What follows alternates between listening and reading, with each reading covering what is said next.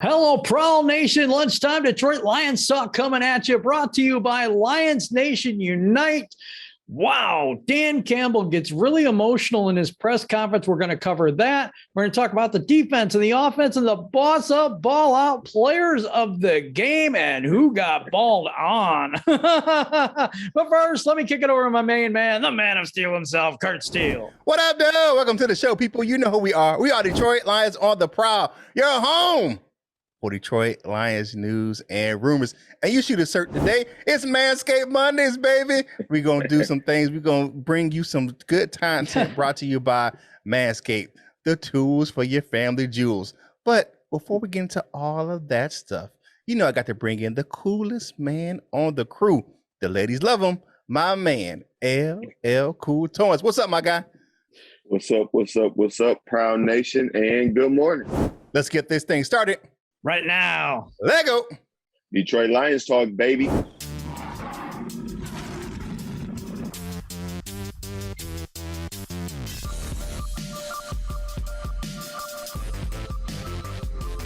going to get up, and on the way up, we're going to bite a kneecap off. Yes, sir. We in the deep. Hey, today's Lunchtime Detroit Lions Talk is presented by Manscaped, who is the best in men's below-the-waist grooming champions of the world. It's Manscaped, baby. Offers you precision engineering tools for your family jewels. Manscaped just launched its 4th generation trimmer, the Lawnmower 4.0. You heard that right, 4.0. Join over 2 million men worldwide who trust Manscaped with this exclusive offer for you. 20% off and free worldwide shipping with the code DLOTP at manscaped.com. I've used that weed whacker thing, man, trim the nose and ears hairs. And I'm telling you right now, the crop preserver deodorant for that undercarriage, that thing helps you out a lot, keeps your family jewels nice and cool. So it's just a great things for the show. And today is great for Manscaped because we got kicked in the nuts yesterday by a field goal. So Manscaped to take care of your family jewels. Jim, what you got on Manscaped? I just appreciate you having the balls to talk about this. But anyway, yeah, you know what? I agree with you about the deodorant stuff. That works absolutely wonderfully after you take a shower, man. It's just nice, you know. Keep yourself all trimmed and stuff like that. The women love it, and the women love LL. And we're going to see what LL's experience has been with Manscaped products. I love it. They love it. You know, my experience has been limited to the lawnmower. You know, I haven't used it on my parts. That won't be a part of it, but I use it on my facial hair. And I like it. It gives me a nice, clean look. It's good for, if you got to line it up a little bit, even get you there. Thank you, Manscaped. Okay. All right. So now it's time to get into the news rumors topic for today. We're going to talk about the defensive side of the ball. Jim, you up first, my guy. Yeah, defense played well enough to win. I'm going to put it that way, except for that last debacle at the end. And didn't like that so much. But, for the most part, they only gave him one touchdown in the game. I thought that was okay. Alexander Madison just ate on us, 113 yards, 4.5 yards a carry. But he did cost them at that huge fumble at the end where we ripped the ball out and got it back. Defense did get an interception also. So I don't know. Anzalone played pretty well, I thought. There's just a lot of good stuff going on here, especially against an offense like them. They didn't have Cook, but you know what? We can't help that. Onwuzurike led the team with 9 tackles and 6 solo tackles and then Anzalone had a solo tackle and 4 tackles, and he also got an interception and a pass defense. So that was pretty good. Jerry Jacob with a pass defense. And then we had sacks by Trey Flowers and Charles Harris. Charles Harris just keeps getting in the backfield. So I think he's playing great. Trey Flowers made his presence known, and I thought that was good. Yeah. So Derek Barnes, yeah, one play he messed up, but I think overall he's playing a good back. Levi Onwuzurike, and I'm sorry. I think he's been a disappointment so far this year. And that run by him, that running back that knocked him completely over, that's going to be etched in my head for a while. That was just awful. He just ran right through him. And I'm like, no, he's too big for that stuff. But overall, the defense played really well. I do think it was more on the offense this time, why we lost the game. But let's talk a little bit. I'm going to talk a little bit about that last play. It's too conservative yet. You have to have 4 men in the box against them, at least rushing the passer. You can't give him all day to throw because I'm sorry, our secondary doesn't match up well against their receivers. We've been pressuring them all game, and we went right back to being to doing not what was working. That's working. Let's throw that out. It's been a theme this year, and I just don't like it. Kurt, what do you think about the defense today? Yeah. Tracy Walker, to me, good game. Yeah, hitting, big hit. You know what I'm saying, popping some pads. Mm-hmm. You just look at this team. Derek Barnes is all over the place. I know he got, gave up a big run, kind of. Well, I have to give it to Madison. He made a really good move. So, but I like the more involvement, but with Derek Barnes, where he played more of the game. He, got in there, got some tackles. So, overall, you look at this team at the defensive side of the ball. Yes, were we overmatched in some areas, especially in the secondary? Yes, but at the end of the day, they put us in a position to win. And like you said, that last play on that third down where they had to throw the ball to get it into field goal range, you have to rush forward and put pressure on Kirk Cousins, because those wide receivers did what they're supposed to do. They sat down in the zone and were wide open. So, I mean, this is what it is.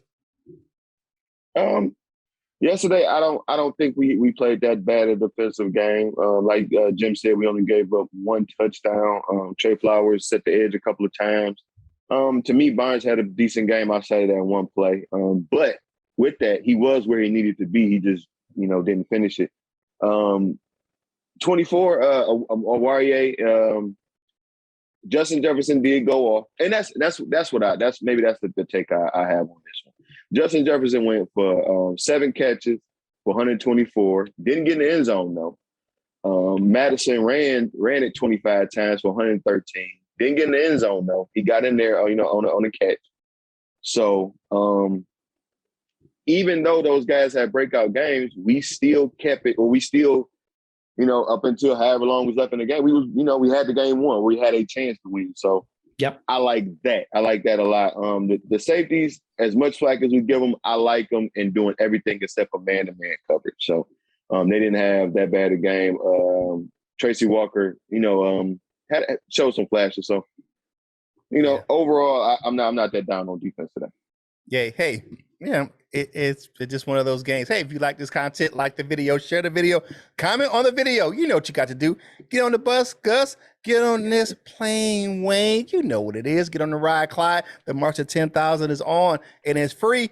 It's free. And if you need more free, it's free 99 and 50 free cent free. I love it. So just click the subscribe button and be a member of Prowl Nation right here on Detroit Lions and the Prowl. Speaking of that, go over to DetroitLionsandtheProwl.com and check out some articles over there. You know who it is. Big Ferg, Matthew Ferguson writes some great content over there. And we got more and more content coming for you right there on Detroit Lions on the Prowl. And, .com. It's just a really good site. So it's time to talk about the other side of the ball. LL, you up, my guy. What about the offensive side of the ball?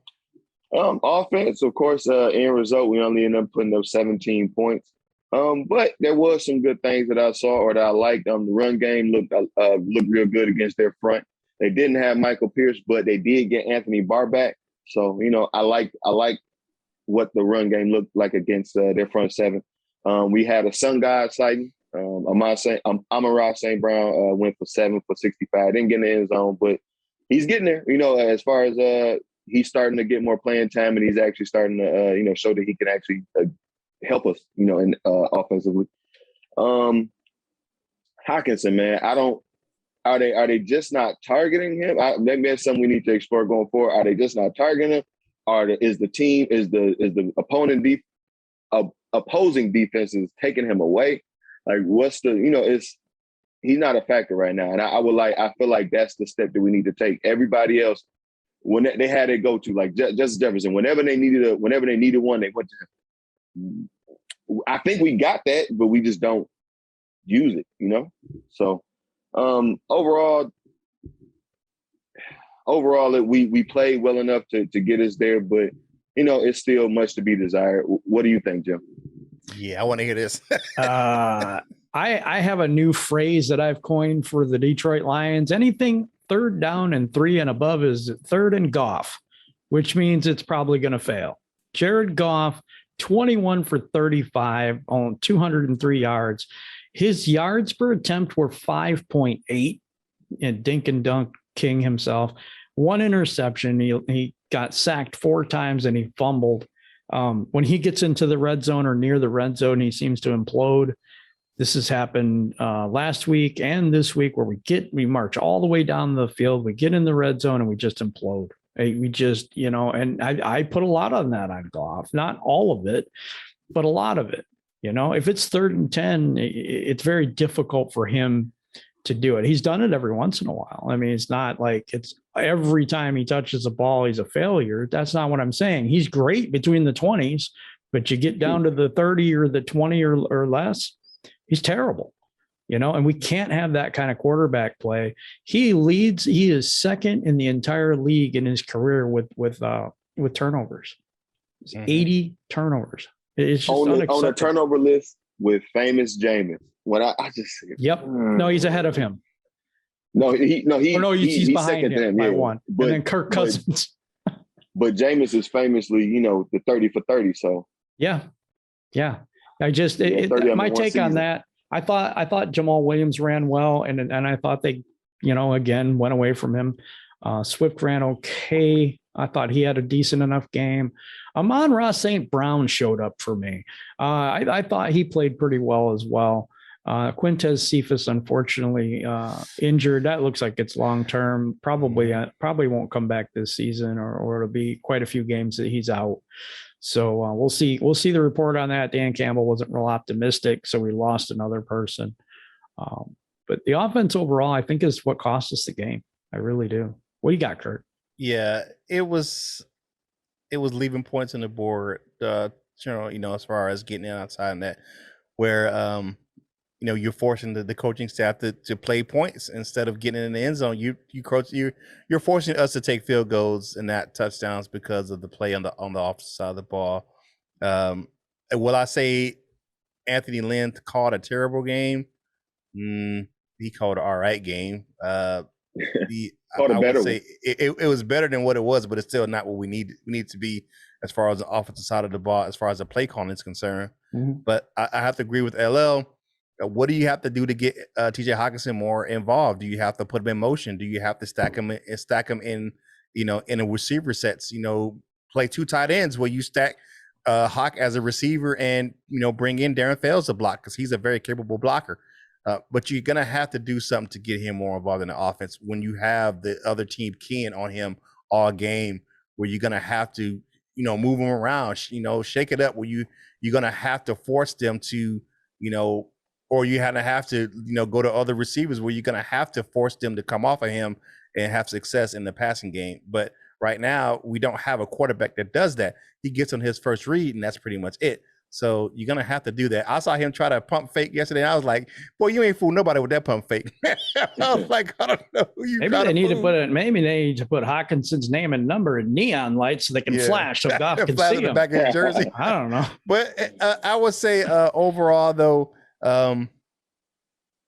and you win as a team and you lose as a team, because at the end of the day, I would say this: Jared Goff got us down there, got us in the end zone, got us a 2-point conversion. You know, that was a really good play. You know, Kadera Hodge, you know, that was a very good pass to Hodge in the back of the end zone. You know, he drew in that drag route in the back of the end zone, and that was a good nice, throw by. Easy play. It wasn't nothing to the sideline where it has to be a perfect throw. It's, you know, throw it where your guy can get it, and you know, go from there. That was a good throw. Yeah, at the end of the day, we both sides of the ball got us in a position to win and cost us the game. You know, saying like We Yep. did the offense mess up at the beginning of the game, and the defense that bad deep prevent call cost us that that the yardage where we got them in the field goal range. But at the end of the day, offense and defense played decent. I won't say they played well, but I think they both played decent. But that's what we have right there for me. Hey, if you like this video, it's time for you to do what? Click the like button, subscribe, and be a member of Prowl Nation. And get on the march with us to 10,000.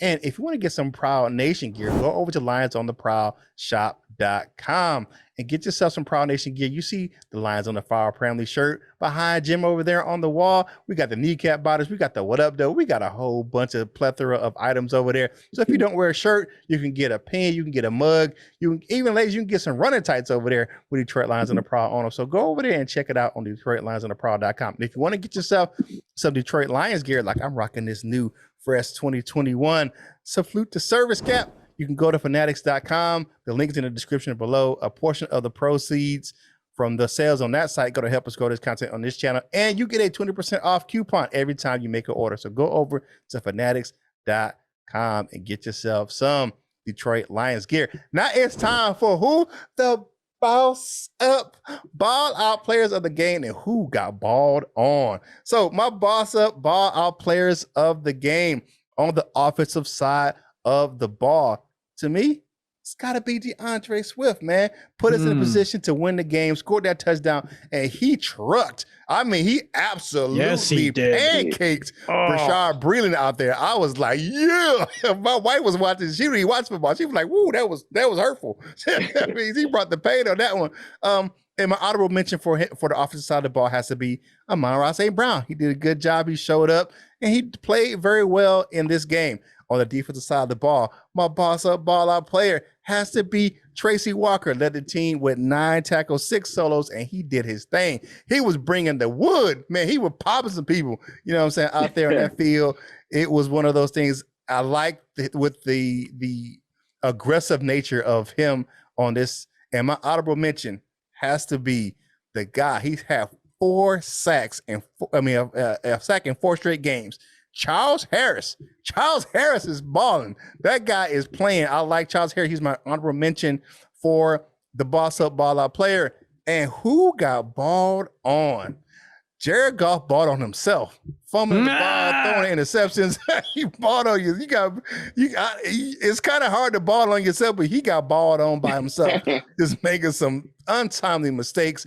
I would say definitely with that and he has some help. So my honorable mention for who got balled on, hate to say it, the young fella got took to school. Penei Sewell got schooled by Everson Griffith yesterday, man. Spin moves, pressure, power moves. I was like, man, he's using a whole bunch. He's going back in the woodshed. I wish he didn't use all that crap when he was in Detroit. But those are my ball out players and who got balled on.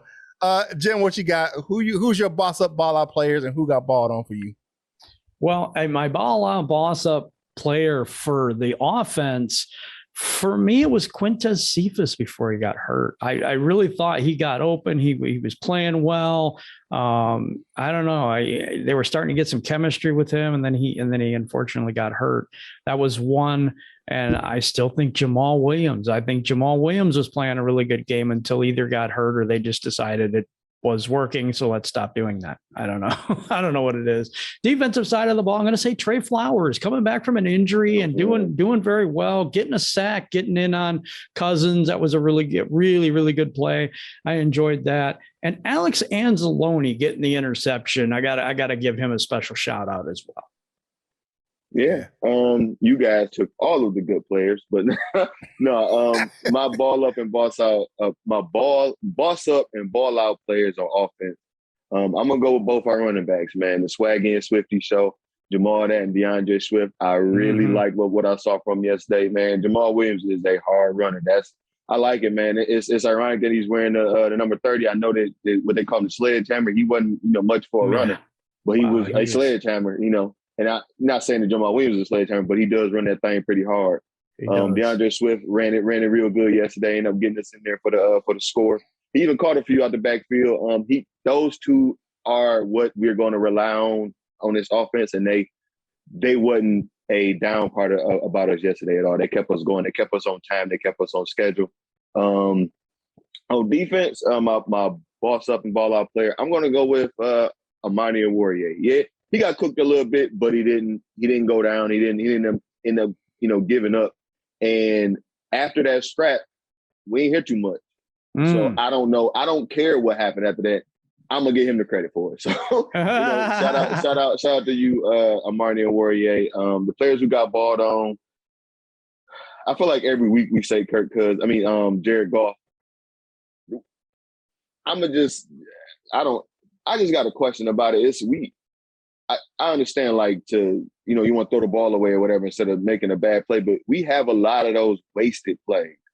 To where I guess if it's not there, he just, a quick look, he throw it in the dirt. It's like, man, stop doing that. Like, I don't know who it's on, if it's on him or Anthony Lynn to just draw up a better play so we don't got to do that. And my honorable mention for Baldone is, again, I don't have one on defense, but it's going to be Anthony Lynn because what we just said, like, if the knock on Goff is that he latches on to his first read, don't look away. Put more plays where Hockenson is the first read. Yeah. Something like if we have to we got to treat our star players like our star players, and we're not right now. I forgot to do my ball on, guys. Obviously, for me, there's no doubt in my mind. Offensively, it's Jared Goff. I think, I'm sorry, Jared Goff. And I'm going to have to say this because I thought while he's good and he's a rookie, Penei Sewell kind of had a bad game against Everson Griffin. Everson Griffin took him to school on a couple of things. We got some sacks because of him, but he's a rookie. He's a young guy. He just turned 21. He's now he can legally drink, which he probably will with this team. But so on defense, I'm just looking at this one play. I'm sorry, but when a running back trucks you like Levi Onwuzurike got trucked, that is just a bad look. You said, man. I must have missed that one. He ran him right over. Just right over. Yeah, I missed that play. It was a running play. He runs the inside. Levi goes like this, and he just goes right over, just right through him. Oh, like dang! I mean, he fell down with him, but he knocked him over, and I'm like, no, you can't have that happen. Oh, I think I remember that play. He tackled him, but he kind of ran him over. He got trucked on the way down to the ground. Yeah. Yeah, at least it wasn't like Brashon Bielan's got trucked and Swift kept going. yeah, that was great. Oh, I love that one. Definitely. Hey, you know what I'm saying? If you like this content, like the video, share the video, comment on the video. We enjoy bringing you this content right here on Detroit Lions on the Prowl. It's Manscaped Monday, people. Take care of your manly bits at manscaped.com. Use the code DLOTP to get 20% off and free worldwide shipping. That's DLOTP at manscaped.com. All right. Now we're going to go to the comment cards. We're going to zip our lip and see what you had to say. So here we go. Marshall Sumner, a character from Stargate Atlantis. Anyway, to survive the build, I remind myself that the Lions have 4 first-round picks, with 1, probably 2 being high. Yeah, I would imagine so, since it's going to be ours. The next 2 drafts giving us at least 8 in the top 100. Yeah, that's probably right. We have 5 in the top 100 this year. Depending on who we lose in the offseason or whatever, we may get more comp picks. I don't know. 2nd and 3rd picks in the Rams 3rd rounder. I think we already used the Rams 3rd rounder. Yeah, we used that Rams 3rd rounder. Yeah. Plus, the cap space will be open for them once the dead cap is cleared, so they can go out and sign some good talent. And Dan Campbell is getting his guys to play hard every game. I totally agree with that one. Mm-hmm. This team will be great in a few years. It doesn't hurt that Rodgers will be gone from the NFC North by that. No, it doesn't. It doesn't hurt. It does not. But then Justin Fields will take over, and whatever. Yeah. Okay. Chris Amick says, I'll survive this rebuild the same way I've survived rebuilds ever since I was born. 1, I don't buy into the hype. 2, I don't buy into the hype. And 3, I don't buy into the hype. And 4, I don't buy into the hype. Wow. Well, Chris, yes, he is definitely he has definitely been through our 12-step Hopium program right here on Detroit Lions on the Prowl. That's Thanks funny. for that, Chris. Yeah, that's Michael so Hook. funny. Well, friend of the show, Michael Hook says, survive the rebuild by adding your spirit of choice for mixing a Honolulu Blue Kool-Aid. I'll choose a little vodka.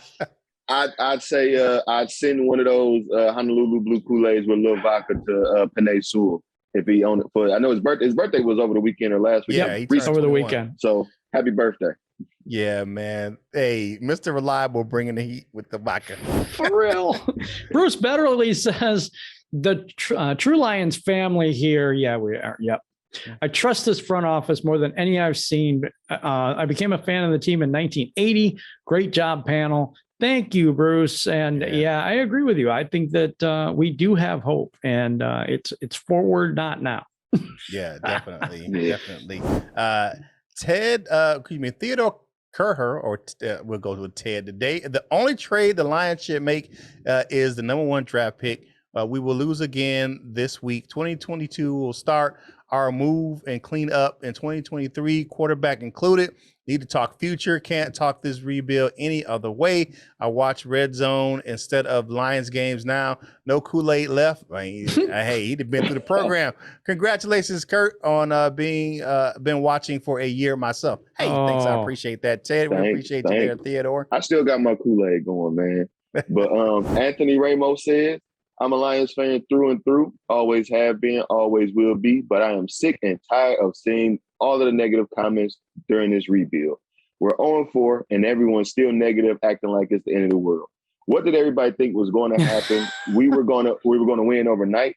In my opinion, they're doing things the way they should be done, and it takes time when you rebuild correctly. Lions over Vikings this week, 28-21. Whatever. We ain't gonna worry about that part, Anthony, man. Whatever about that. We end up losing it. But I agree with what you said. Good points, man. And I'm anxious to see what the future holds. Me too. And now we come to my favorite part of the show. It is brought to you by Delightful Bites. It is the dessert with my man Kurt. Hey, Delightful Bites. We got custom cookies and desserts for any occasion.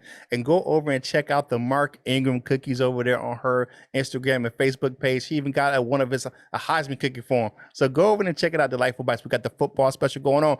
4 cookies, that's 4 footballs, 4 logos, and 4 helmets for $35. And they're nice, big cookies, and they're shipped fresh. You get them, pop them in the microwave, and they're just a really, really good tasting cookie. So go over to Delightful Bites and get your cookie on. So here we go. Here is the record. The Detroit Lions have set a record. The Detroit Lions set a record for after another long field goal losing game. The Detroit Lions are the first team in NFL history to lose twice in a season on 50-yard field goals on the final play or regulation against by Elias. Now, shout out to our friend of the show, Eric Woodward over there, Eric Woodyard over there, ESPN, for giving this stat. You got the 66-yard doink record field goal and the 54-yarder yesterday. And it's only week 5. So we set the record for this in only week 5. So it was, like I said, it was a gut punch. And I'm glad today's show brought to you by Manscaped, because I definitely got kicked in the nuts with that field goal yesterday. It was just terrible. But that, every time dessert ain't gonna be good. Sometimes you're gonna have a little cottage cheese, a little yogurt, with the probiotics or something like that to keep your bowels moving.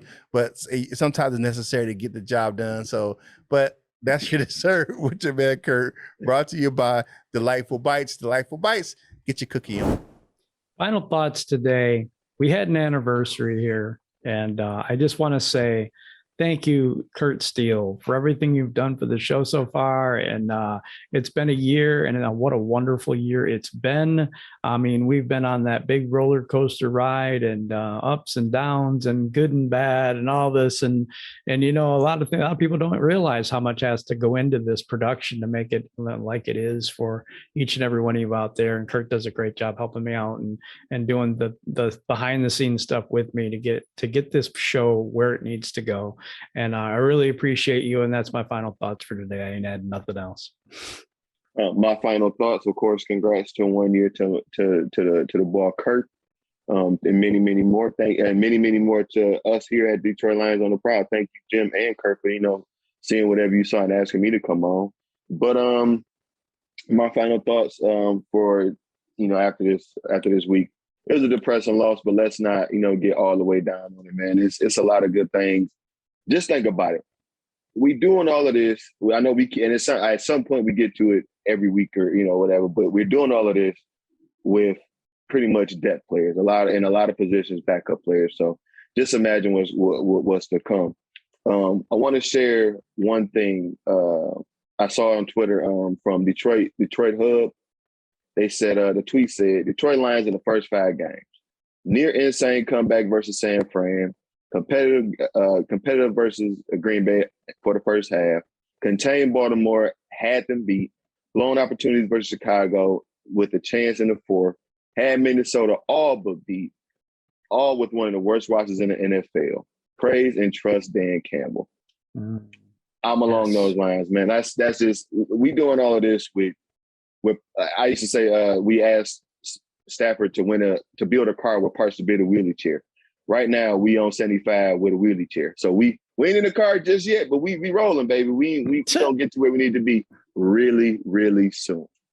Yeah, definitely. My final thoughts for today is I trust MCDC 100%, and I love the emotion and I love the fight from the team, even though, like you said, we have what we want and not who we want. And I think with those draft picks, that capital, and we're going to start getting who we want here in the real near future, because people are going to want to come play in Detroit because they want to come and play for Dan Campbell. Because if you look at that and you look how much he cares and you look how much people are going to be out talking about, players are going to be talking about Dan Campbell as far as one of the people wanting to play for him, and they want to know how much he cares, is going to be one of those things where this is going to be a free agent destination here real soon.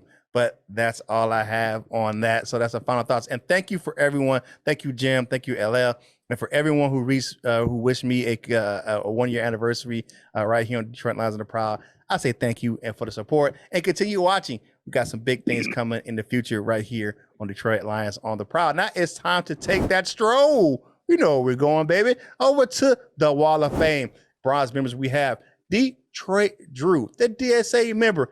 Hey, man, how's that young baby doing? We got Midwest Lion, the Latino Leo, Brian Silver, Bo Gagrius, Justin, let's crack one open, Mr. 10K himself, Sage Roberts. We have Sub-Z, Trap City Boys Entertainment. We have Crystal Wiley, Bubba Bo, John Kapler, R. Allen, the Flintstone himself, Jimbo G. What up, Flintstone? What's up, and Jimbo? Then we have the David Anderson, and he knows everything because he's the everything king. Yes. To run our bronze members. Silver members, we have Nomus J, Jason Portis, Cap Ice Cole, the Batman of the 313 is flashing that signal in the sky. He's coming to save the day. Hopefully we can save the season. John Martin, we have Mr. Scotty, the Frenchman, the Bear, and he followed me on Instagram. Thanks, my man Scotty.